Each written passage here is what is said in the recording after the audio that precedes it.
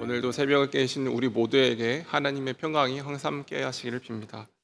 우리는 어제 하나님께서 아수르를 심판하신다는 내용을 살펴보았습니다. 왜 하나님께서는 아수르를 심판하실까? 하나님의 심판의 도구였던 그 도구를 하나님께서 심판하시는데 왜 하나님께서 그렇게 자기가 잘 쓰셨던 도구를 심판하실까? 생각해보면 그 이유는 바로 그가 가졌던 교만함 때문이었습니다. 그가 심판의 도구로서 사용되었고 그가 막강한 힘을 가졌었던 것은 하나님께서 그를 사용하셨기 때문인지, 그의 나라를 사용하셨기 때문인지, 그 자체가 그가 실력이 있어서, 그가 잘나서 그런 대제국을 이루고 강대한 힘을 얻은 게 아닌데, 그는 스스로 나는 이만큼 잘났다, 내가 너무나 지혜롭다 생각하고 하나님을 무시했기 때문입니다. 이렇게 우리 어제는 아수르를 심판하신 하나님에 대해서 생각해 보았다면, 오늘은 이 남유다의 관점에서 아수르를 살펴보려고 합니다. 먼저 이 말씀을 읽으려면 이 예언이 선포되었던 역사적 배경을 알면 이 예언의 의미를 우리가 조금 더 잘 알 수가 있습니다. 열왕기하 16장에 보면 이제 이 이사야 10장의 예언이 선포되던 그런 역사적 맥락을 우리가 알 수가 있는데요. 그때 당시 이 아수르라는 나라가 나타나서 중동에 매우 강대국이 되었고, 이 강대국을 견제하기 위해서 아람과 북이스라엘이 동맹을 맺습니다. 이 우리 아수르라는 이런 신흥 강자가 나타났는데 우리가 그냥 있을 수는 없다. 이러다가는 우리도 아람도 북이스라엘도 망하니까 우리 아람이랑 북이스라엘이랑 동맹을 맺고 이 아수르를 대적하자, 이렇게 생각을 해서 아람 왕 르신과 북이스라엘의 베가 왕이 이 반 아수르 동맹을 체결합니다. 그리고 이 남유다에게도 북이스라엘과 아람이 우리랑 같이 하자, 아수르를 막는 이 반아수르 동맹이 너희도 참여해라 라고 얘기를 했는데, 이 남유다는 이 동맹에 참여하는 것을 거절합니다. 그러니까 아람과 북이스라엘이 남유다를 침공하게 되죠. 이때 남유다의 왕이었던 아하스와 남유다에게는 두 가지 선택지가 놓이게 되었습니다.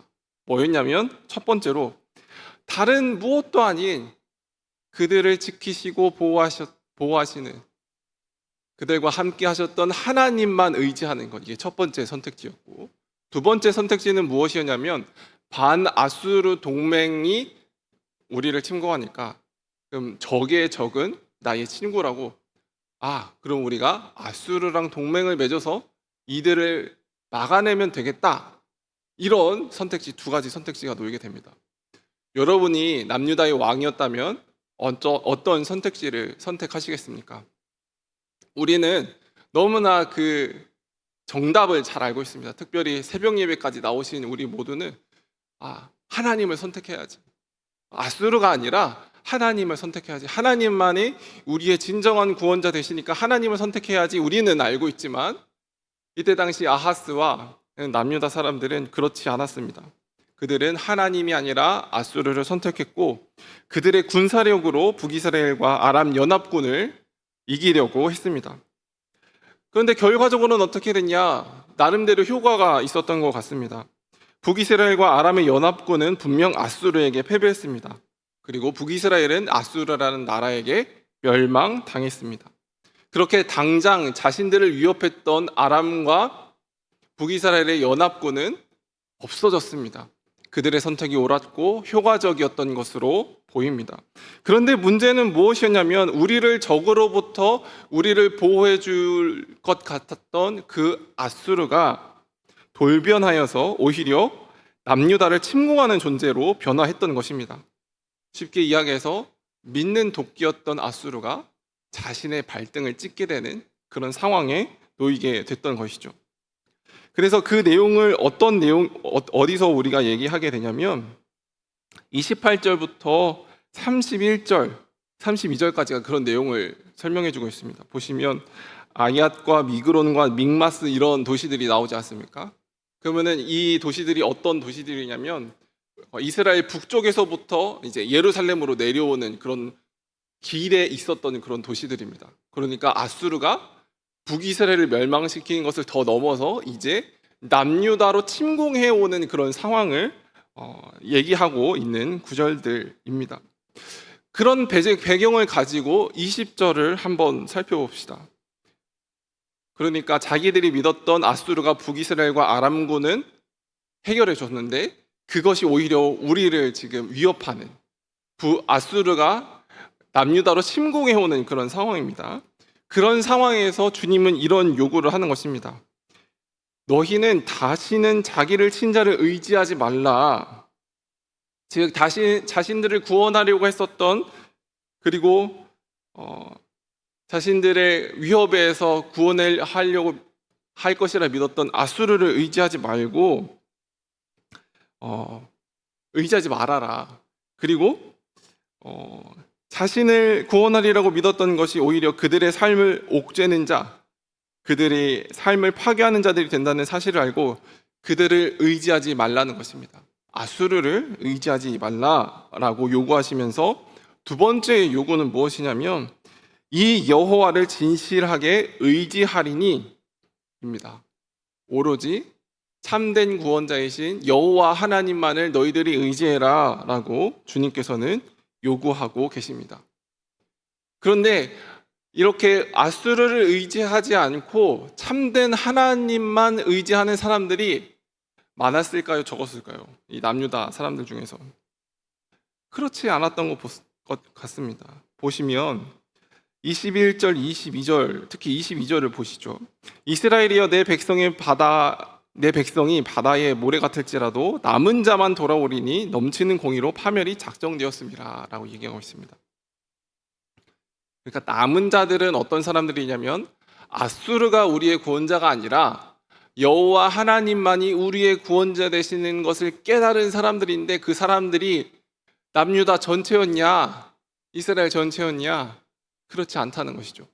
그렇지 않고 정말 수많은 희생과 어려움 가운데 그들은 깨닫게 됩니다. 아수르가 우리의 진정한 구원자가 아니라는 것. 여호와 하나님만이 우리의 진정한 구원자 되신다는 것을 소수만 깨닫게 됩니다. 그런 면에 있어서 하나님은 이 교만에 빠진 아수르를 무너뜨릴 것이고 그리고 그들의 진격이 파죽지세처럼 진행되지만 하나님은 아수르가 거짓된 구원자임을 오로지 자신이 참된 구원자임을 보여주실 것입니다. 그리고 그 일이 실제로 일어납니다. 이사야 36장에 보시면요, 히스기야가 남유다의 왕인 시절 아수르는 이 예루살렘을 공격합니다. 예루살렘을 포위하고 그 이스라엘 사람들에게 남유다 사람들에게 하나님을 저주하고 하나님을 욕합니다. 그때 하나님께서는 하나님의 사자를 보내셔서 아수르 군대를 패퇴시키고 그렇게 기적적으로 예루살렘을 구원하시는 그런 일이 벌어지게 됩니다. 자, 그런 면에 있어서 저는 이런 생각을 해보게 됩니다. 하나님이 아수르 믿지 마. 아수르가 진정한 구원자가 아니야. 내가 진정한 구원자야 라고 잘 얘기하셨더라면, 남유다가 알아듣게 잘 얘기하셨다면 이런 큰 희생을 겪지 않고도 남유다가 잘 신앙을 유지할 수 있지 않았을까? 왜 남유다는 그렇게 그들의 역사 가운데서 참된 구원자가 자신임을 보여주셨던 하나님을 의지하지 못하고 왜 계속해서 다른 것들을 의지하려고 할까? 생각해 보면 그것은 바로 그들의 연약함, 그리고 그들의 연약함은 또한 우리의 연약함 때문이었던 것 같습니다. 어떤 부분에서 그러냐면 우리는 보이지 않는 것보다 보이는 것을 믿기가 쉽습니다. 보이지 않고 손에 잡히지 않는 것을 의지하는 것보다 눈에 보이고 손에 잡히는 것을 의지하는 게 훨씬 더 쉽기 때문입니다. 그래서 사람들은 구두 약속보다 입으로 하는 약속보다 계약서를 더 믿죠. 그리고 그 계약서도 정말 인감 도장을 찍었냐 찍지 않았냐. 더 나아가서 그 계약서도 못 믿겠다. 당장 돈을 달라 하면서 그 계약서보다 우리는 돈을 더 믿기 쉽습니다. 그리고 보이는 것은 우리가 어떻게 해볼 수 있을 것 같습니다. 계약서나 돈이나 이것은 우리 마음대로 휘두를 수 있을 것 같습니다.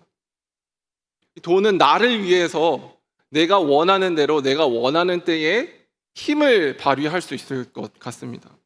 그런데 보이지 않는 것, 손에 잡히는 것은 그렇지 않습니다. 내가 원하는 때에 내가 원하는 방식으로 그것이 힘을 발휘할까? 우리는 너무나 쉽게 그런 의구심을 갖게 됩니다.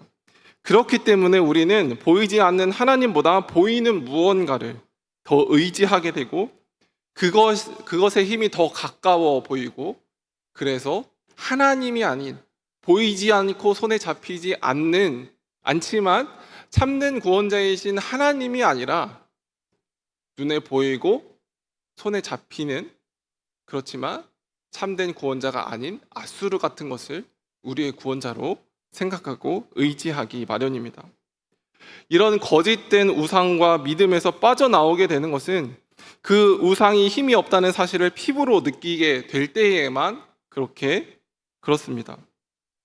직접 체험해 보지 못하면 알지 못합니다. 그래서 주님께서는 아수르를 쓰신 것입니다.